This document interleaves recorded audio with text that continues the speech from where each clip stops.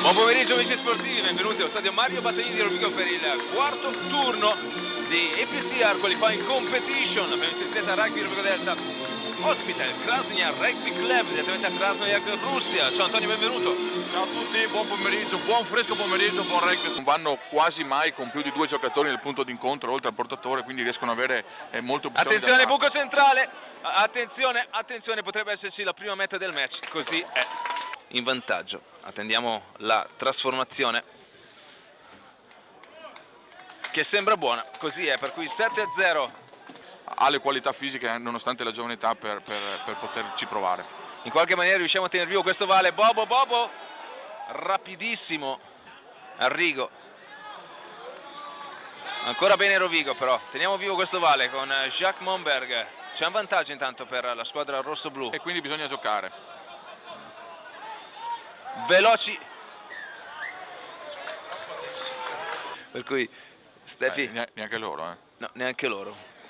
Tanto la mette Stefan Basson. 7-3 di meta Rodigina, è buona la presa. Terzo blocco, tentativo di dare, parte da solo il numero 8, troppo facile. Sì. La concentrazione del kicker ospite. Più pressione possibile, questo facilita la ricezione e il recupero della palla da parte dei rossoblù, però di contro insomma prendi una buona. Bene adesso hanno trovato un buon abbrivio. Sì. Hanno trovato un buon abbrivio. Perry, Rovigo, vai che si va, Eccola qua. Meta per Rovigo. A segnale il capitano. Soprattutto se questo pallone passerà per i 2 punti, sicuramente siamo in grado di riaprire questo match. Ho sentito un A dalla quaglia che mi diceva ci riesce. Muoviamolo, Jacques Monberg messo giù, le mani russe. Stefan, attenzione al largo. Difesa. Matteo Ferro perde un attimo, perde l'attimo buono per Sì, il pallone non era velocissimo e il drop di Stefan Basson. attenzione, sotto alle foglie morte. Brutto ma efficace. 14-6.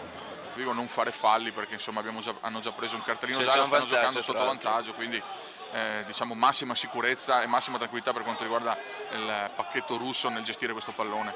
Questo poi potrebbe essere una meta che potrebbe rompere la partita, ed eccola qua. I budget. Sì, per fare... loro hanno 2,5 e in Israele si parla addirittura di 4 e 5. Il Krasnoyarsk parte ancora il numero 8, presa alta, forse il collo per l'arbitro è tutto regolare. Edo Luvian. Sono lì e c'è la meta. Indovina di chi? Però tassa pesantissima quella di Matteo Ferro. Sì. E non si fa mancare nulla. Poi rovescia Lucio Rodriguez. E qua un 3+1. C'è un più. E lui se ne va. Quinta meta del capitano Artemiev. Anzi di Malagurazia, scusate.